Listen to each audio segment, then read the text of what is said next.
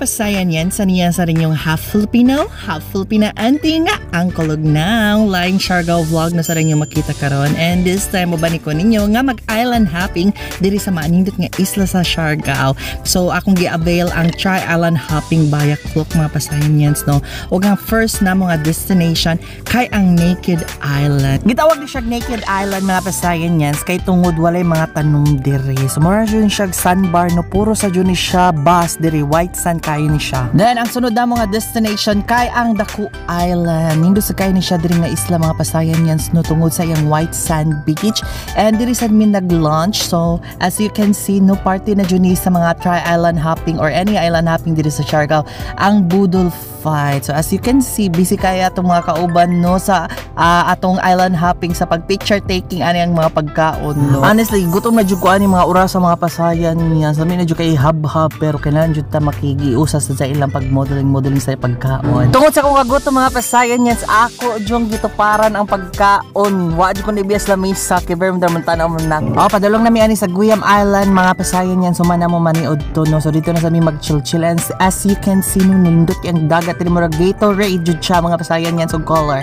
And then diri sa Guyam Island na kay coffee shop na pwede nimo orderan og mga pagkaon sama sa mga chicheria, burger, da say coffee. Ug more sa mo diri nagpicnic mga pasayan niya. So island vibe jud kay siya, very laid back kayo. Pwede kayo mo mag-chill diri. Actually mas ganan po diri kay sa Naked Island. So nag-order day kog iced coffee diri no para ma-energize ta. Og nasa ko naila-ila nga mga bagong friends no mga pasayan niya. So jud ni Jen nga Miss Friendship, Miss Congeniality. So shout out kang Elaine, kang Vanessa ug kang Mark. Shout out po nilang Charlie and company from Jensen. Kami ang kauban sa bangka dalingaw kay ko nila day. Gari jud ko katawa kay galong kay si Charlie. Pagkahuman ni ato ring Secret Island mga pasayan yes. Kitawag ni siya Secret Island kay nana siya sa tunga-tunga sa dagat and then mumabaw ni siya kung low tide. Paggabian nag-invite ay kog dinner sa akong mga bagong friends no but before that naglaro-laro sa mini Jenna no kay ganahan siya mo palit og souvenir o mag-inquire sa presyo sa patato diri sa isla sa Siargao.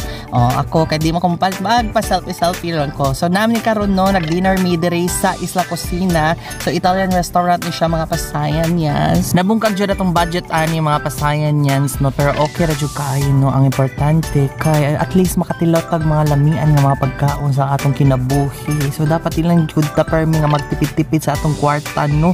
So dapat matilaw sa life pleasure o diba? Worth it man sa dang akong nabaryan mga pasayan yan. So if ever mabalik ko diri sa isla sa Siargao and then ako yung mga extra nga mga budget sa pagkaon no mubalik jud ko diri. Humana mo man hapon mga pasayan yan. Nag-dessert din mi ang turon no. Lami raman siya pero ang problema tamisan ra kaayo ko. Di kay ko hilig og mga tamis nga pagkaon. And then nagtagay dahil mi sa akong mga bagong friends na sila Jenna, silang Elaine, Vanessa, Mark og ni John. Usa jud sa rason nga nung gabalik-balik jud ko sa isla sa Siargao mga pasayan yan. No kay maski nag solo travel ka, muuli ka sa inyo ha nga nay mga bagong naila-ila nga mga friends.